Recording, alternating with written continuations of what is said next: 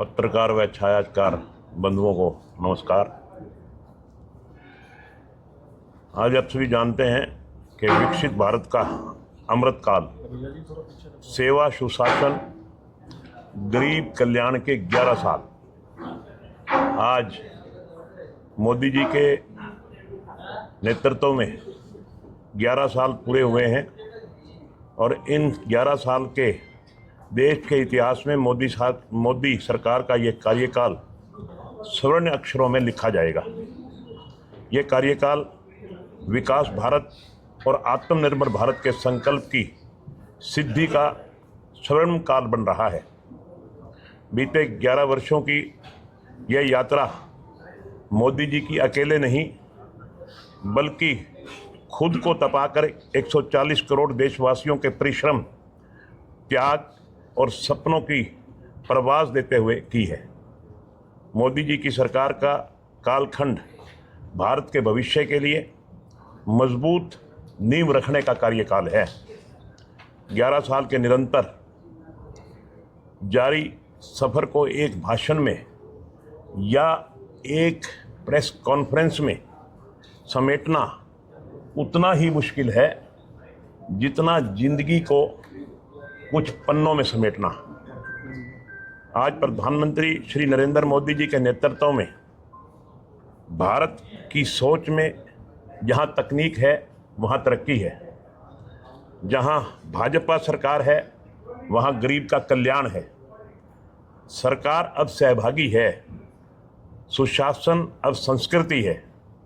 मतलब पिछली सरकार की तुलना में अगर हम आज की सरकार की तुलना करते हैं तो निश्चित रूप से हम कह सकते हैं कि आज जो सरकार चल रही है वो जनता की सहभागी है, जनता के साथ मिलकर के सरकार चल रही है।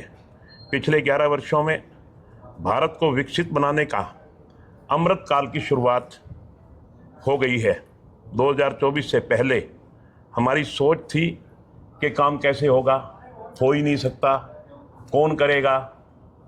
आज हमारी सोच, हमारे देशवासियों की सोच बदली है। काम होगा, जरूर होगा, मोदी है तो मुमकिन है। आज हर भारतीय की सोच यहाँ तक पहुँची है। मैं समझता हूँ ये सब मोदी जी के नेतृत्व में ही संभव हो पाया है। मोदी सरकार देश के राजनीति में पॉलिटिक्स ऑफ परफॉर्मेंस लेकर आई है। मोदी जी के नेतृत्व में अब सरकार का मतलब responsive government, responsible government, reform, perform and transform government, public participation वाली सरकार है। 2014 से पहले भारत में भ्रष्टाचार और घोटाले की दृष्टिकरण से ही सामने आती थी। अब विकास, आविष्कार और सदाचार की बातें हो रही हैं। मैं समझता हूं कि आज मोदी जी के नेतृत्व में हमारे देश ने निरंतर तरक्की की है। पहले सरकारी योजनाओं के पैसे लोगों तक नहीं पहुंचते थे, अब सीधा डायरेक्ट बेनिफिट दिया जा रहा है। आज हमारी सरकार जो भी बेनिफिशियल है, बिचौलियों को ख़त्म करके सीधा बेनिफिट उनके अकाउंट में जा रहा है। पहले इलाज के लिए सोचना पड़ता था, इंतजाम करना पड़ता था। आज बिना सोचे समझे कोई भी हमारा पेशेंट है, भगवान किसी को बीमार ना करे, मगर यह सब कुछ ज़िंदगी में चला आ रहा है। उसी तहत अगर आज कोई व्यक्ति बीमार होता है तो उसे चिंता करने की ज़रूरत नहीं। आयुष्मान भारत योजना के तहत आज अस्पतालों में मुफ्त इलाज हो रहा है। पहले हम इंपोर्ट पर आश्रित थे, आज मेक इन इंडिया की ताकत में एक्सपोर्ट में लीड कर रहे हैं। पहले हम दुनिया की अस्थिर अर्थव्यवस्था में जाते थे, आज दुनिया की चौथी अर्थव्यवस्था बनने के लिए की ओर अग्रसर हैं। ये 11 साल विकास, विश्वास और बदलाव के रहे हैं। आज देश का हर नागरिक बदलते भारत को देख रहा है, न केवल देख रहा है बल्कि मैं समझता हूं कि अनुभव कर रहा है। मोदी जी ने देश की सफलता का क्षेत्र 140 करोड़ भारत, मोदी जी ने इस सब का श्रेय 140 करोड़ जनता को दिया है। और हम बदलाव में यकीन रखते हैं, क्योंकि ऊंचाइयों पर वही पहुंचते हैं जो बदलाव की सोच रखते हैं। आज प्रधानमंत्री श्री नरेंद्र मोदी जी के नेतृत्व में देश सशक्त निर्णय लेने में सक्षम हो रहा है और न्यू नॉर्म्स तय किए जा रहे हैं। अब आतंकवाद जैसे हमले पर हम युद्ध की कार्रवाई का जवाब देते हैं। वो दिन लग गए जब भारत में पिछली सरकारों के समय कभी कोई बॉम्बे में उग्रवादी आतंकी घटनाएं करके चले जाते थे, कभी वो पार्लियामेंट में घुस जाते थे और हमारे देश की सरकारें कोई फैसला नहीं ले पाती थी। आज हमने देखा कि आदरणीय नरेंद्र मोदी जी के नेतृत्व में सक्षम फैसले लिए जा रहे हैं और दुश्मन को मुंह तोड़ के जवाब दिया जा रहा है। आज प्रधानमंत्री जी के नेतृत्व में क्या ही संयोग है कि विकसित भारत के अमृतकाल के 11 वर्ष तब पूरे हो रहे हैं जब ऑपरेशन सिंदूर का डंका बज रहा है। साथियों, ऑपरेशन सिंदूर सिर्फ एक सैन्य मिशन नहीं है, ये हमारे संकल्प, साहस और बदलते भारत की तस्वीर है। आज हमने दुनिया को दिखा दिया कि भारत कमज़ोर देश नहीं है। आज भारत की ताकत का सिक्का पूरी दुनिया मान रही है। रक्षा क्षेत्र में भी भारत आत्मनिर्भर बन रहा है। आज Bharat make in India Pakistan में टेस्टेड और दुनिया में ट्रस्टेड बन चुका है। मेक इन इंडिया पाकिस्तान में तो टेस्ट हो चुका और इसने दुनिया में ट्रस्ट बनाया है। कांग्रेस के राज में इंदिरा से लेकर मनमोहन तक सिर्फ गरीबी हटाओ के नारे दिए जाते थे और अब आंकड़े बताते हैं कि मोदी सरकार ने 27 करोड़ से ज़्यादा लोगों को गरीबी रेखा से बाहर निकाला है। मोदी जी ने कहा था, मेरा सपना है भारत का गरीब सिर्फ आंकड़ों में नहीं बल्कि नीति निर्माण का केंद्र बने। और आज हम देख सकते हैं कि केंद्र सरकार की योजनाओं में गरीब केंद्र बिंदु बना है, जैसे पीएम गरीब कल्याण योजना, स्वच्छ भारत मिशन, उज्ज्वल योजना, पीएम आवास, जल जीवन मिशन, पीएम जनधन योजना, आयुष्मान भारत, पीएम किसान सम्मान निधि आदि अनेक योजनाओं में भारत के गरीबों का कल्याण हो रहा है। साथियों, इसी तरह आज प्रधानमंत्री श्री नरेंद्र मोदी के नेतृत्व में 140 करोड़ भारतवासी मिलकर देश को विकसित बना रहे हैं। साथियों, देश में जब से मोदी जी के नेतृत्व में भाजपा सरकार बनी है तब से घोटालों का अंधेरा दूर हुआ है और सुशासन का प्रकाश फैल रहा है। ये 11 साल हमारी महान संस्कृति के पुनर्द्वार और धार्मिक जागरण के रहे हैं। इन 11 साल में अपनी विरासत की पूरी दूसरी गरिमा वापस दिलाने के लिए हम प्रयास कर रहे हैं। साथियों, इन 11 सालों में जम्मू कश्मीर से 370 हटाना, 3 तलाक ख़त्म करना, जीएसटी लागू करना, वक्फ जैसे बिल सख्ती से लागू करना निर्णय लिए गए हैं। हमारी विदेश नीति में आज देश के सांस्कृतिक महत्व की झलक नजर आ रही है। प्रधानमंत्री श्री नरेंद्र मोदी जी के नेतृत्व में केंद्र सरकार के सेवा, सुशासन और गरीब कल्याण के 11 साल को देखते हैं तो साफ दिखता है कि देश ने अंधेरे से उजाले तक, निराशा से आशा तक और भ्रष्टाचार से सुशासन तक का ऐतिहासिक यात्रा तय की है। मोदी है तो मुमकिन है। इसी तरह से अगर मैं हरियाणा की बात करता हूँ, हरियाणा में भी नॉन स्टॉप हरियाणा तिगनी गति से, तिगनी रफ्तार से हरियाणा प्रगति के पथ पर अग्रसर है। हरियाणा सरकार को भी केंद्र सरकार ने समय समय पर नई नई योजनाएं देकर के हरियाणा प्रदेश को आगे बढ़ाने का काम किया है।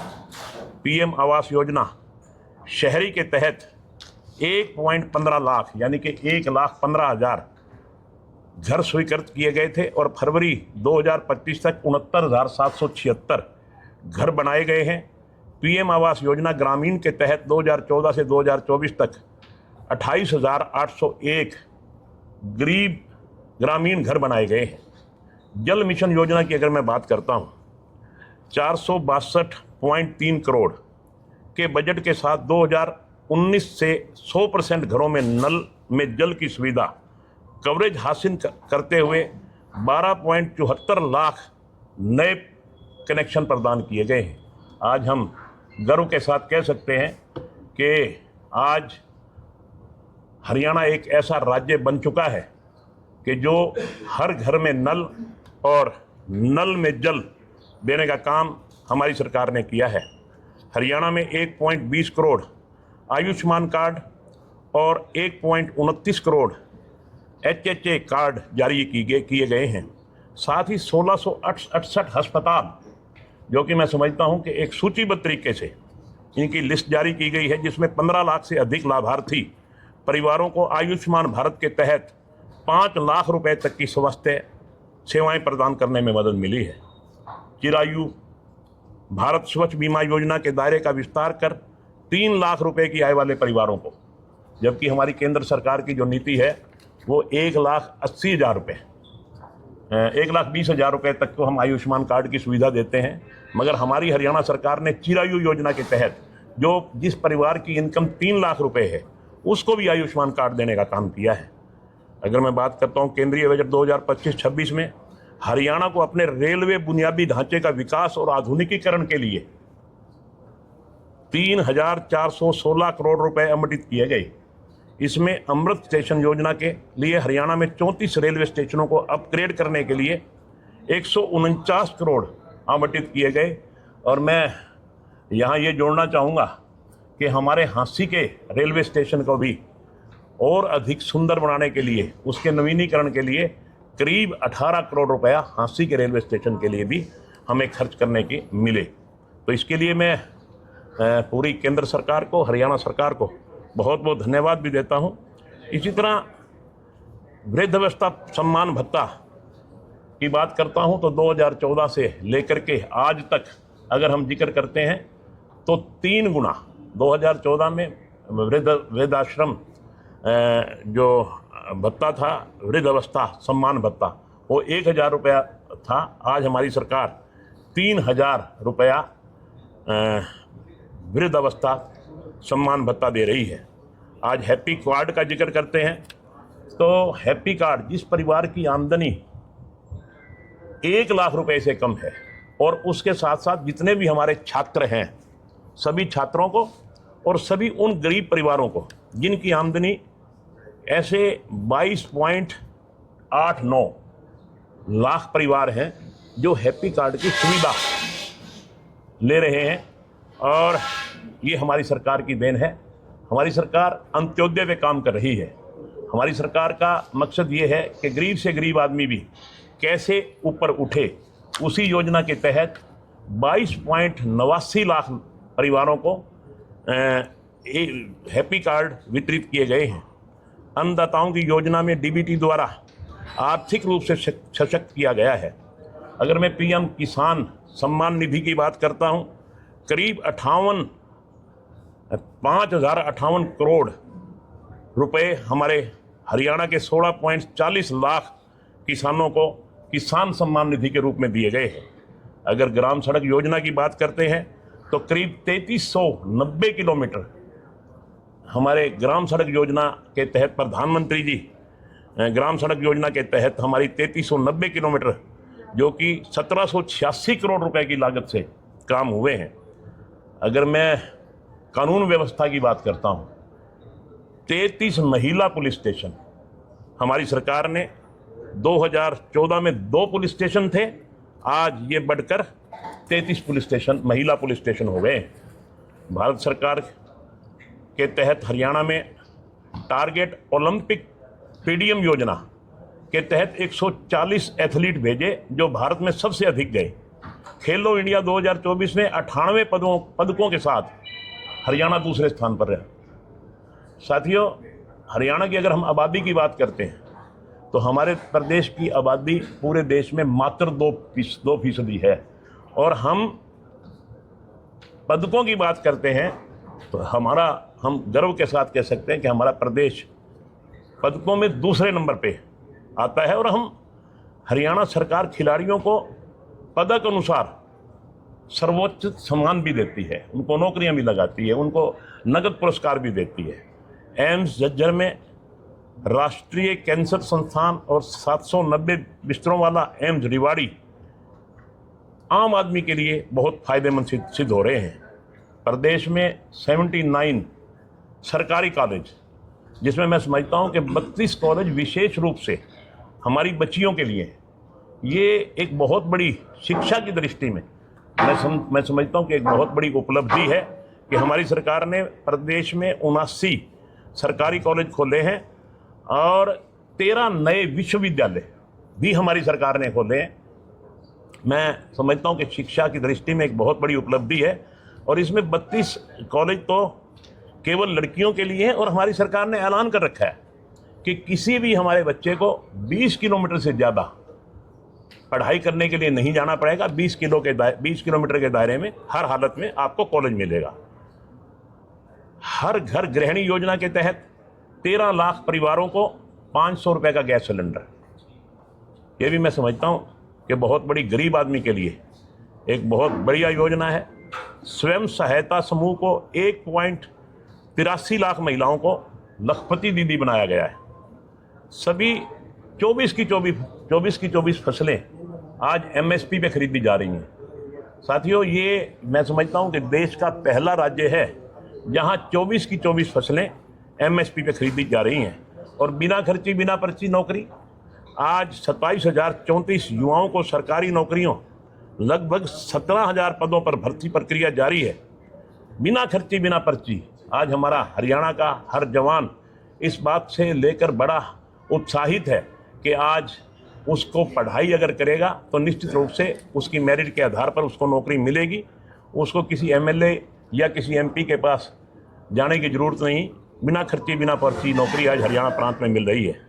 और इसके साथ साथ जो भी हमारा बुजुर्ग 70 साल का हो जाएगा, 70 साल के बाद बिना किसी लिमिट के कि उसकी आय कितनी है, उसको आयुष्मान कार्ड दिया जा रहा है।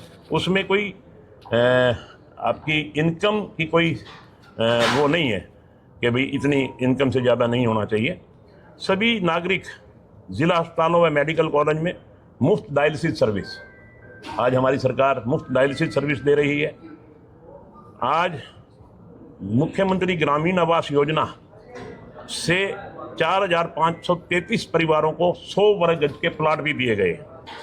वरिष्ठ नागरिकों के लिए आपने देखा प्रयागराज में महाकुंभ में जो मुफ्त तीर्थ यात्रा की गई थी, मुख्यमंत्री तीर्थ दर्शन योजना के अनुसार वरिष्ठ नागरिकों को मुफ्त में तीर्थ यात्रा करवाई गई है।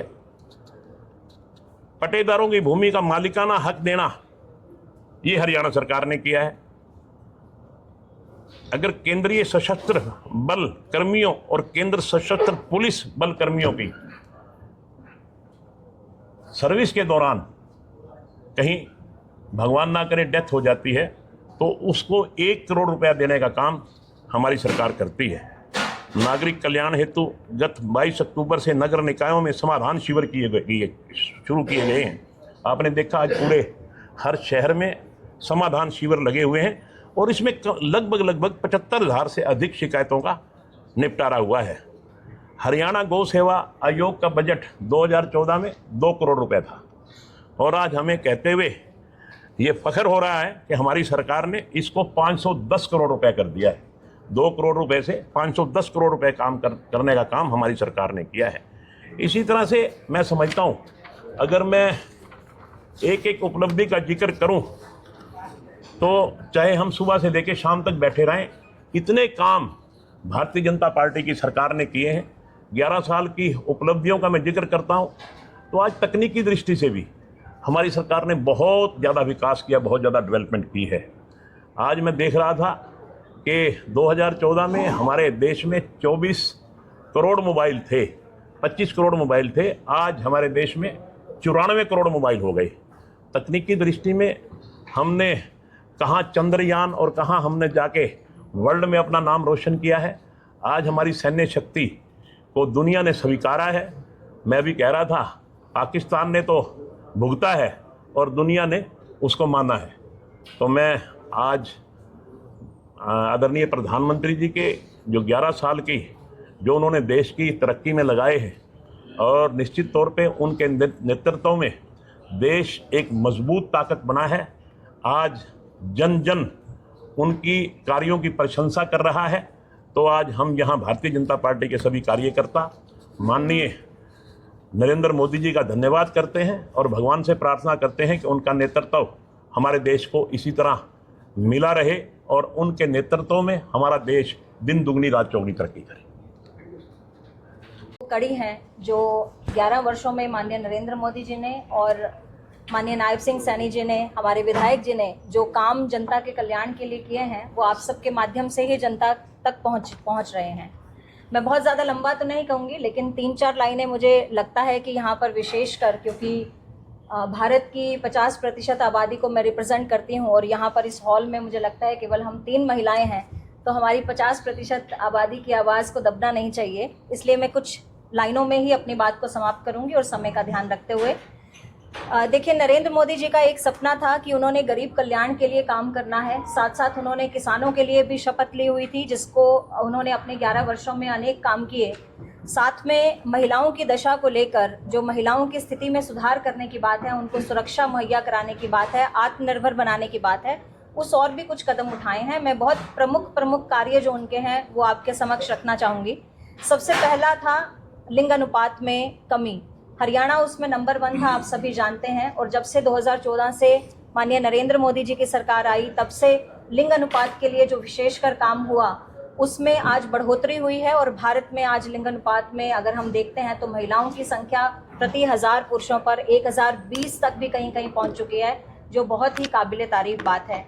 सुकन्या योजना की शुरुआत की नरेंद्र मोदी जी ने, जिसके तहत 22 जनवरी 2015 को पानीपत की धरती से इसकी शुरुआत होती है। और इस स्कीम के अंतर्गत 4 करोड़ 20 लाख सुकन्या समृद्धि खाते खोले गए, जिससे जो बच्चियां आज 18 साल की होंगी उनको उसका लाभ जो है, मॉनेटरी लाभ, फाइनेंशियल लाभ जो है वो मिलेगा। मृत्यु दर में महिलाओं की और कन्याओं की मृत्यु दर में आज कमी आई है 2014 से लेकर 2025 तक के सफ़र में। और महिलाओं को उद्यमी योजना के साथ जोड़ने के साथ साथ देश भर की गरीब महिलाओं को, जैसा कि अभी विधायक जी ने भी बताया कि लखपति दीदी बनाने का काम किया अपने 10 वर्षों के कार्यकाल में। 2 लाख महिलाओं को लखपति दीदी बनाया और अब जो तीसरी टर्म है इसमें 1 लाख और महिलाओं को लखपति दीदी बनाने की बात है। रक्षा सेवाओं में महिलाओं को विशेषकर ध्यान दिया जो है अनुमति दी। सैनिक स्कूल्स में महिलाओं के लिए आरक्षण रखा गया और महिलाओं की संख्या को बढ़ाया गया। सशस्त्र बलों में एनडीए में भी महिलाओं की उम्मीदवारी को बढ़ाया गया। आज हमारी कार्यकाल में जम्मू कश्मीर में पहली बार जो एलओसी है, जो लाइन ऑफ कंट्रोल है, उस पर महिला जो है वो राइफलधारी महिलाओं सैनिकों की नियुक्ति की गई। ऐसा दृश्य पहले की सरकारों के समय में ना किसी सरकार ने सोचा था और ना ही कोई सोच सकता था। आज फाइटर जेट प्लेन को उड़ाने वाली महिलाएं हैं। और मैं गर्व के साथ ये बात कहूँगी कि दुनिया भर में भारत एकमात्र ऐसा देश है जिसमें सबसे ज़्यादा महिला पायलटों की संख्या है। इसके लिए मुझे बहुत ही गौरव होता है। एक और अंतिम बात कहते हुए, बहुत लंबी लिस्ट है लेकिन मैं समय का ध्यान रखते हुए अंतिम बात कहूँगी कि चंद्रयान 3 के लिए, जिस मिशन के लिए एक समय था कांग्रेस का या अन्य सरकारों का, जब महिलाओं को द्वयम दृष्टि से देखा जाता था और महिलाओं को टेक्निकल एजुकेशन से भी वंचित रखा जाता था और साइंटिस्ट बनने की भूमिका में तो महिलाओं को कहीं देखा नहीं जाता था। लेकिन नरेंद्र मोदी जी के नेतृत्व में महिलाओं को जो मोटिवेशन मिला, उससे चंद्रयान 3 के सफर में 100 से ज़्यादा साइंटिस्ट महिलाओं ने चंद्रयान 3 के मिशन को कंप्लीट किया। इन्हीं शब्दों के साथ आप सबका यहाँ पर उपस्थित होने के लिए धन्यवाद। और मैं विधायक जी से और जिलाध्यक्ष जी से धन्यवाद करूँगी कि मुझे अपनी 50% आबादी की बात को रखने का मौका दिया। आप सबका बहुत बहुत धन्यवाद। भारत माता की जय।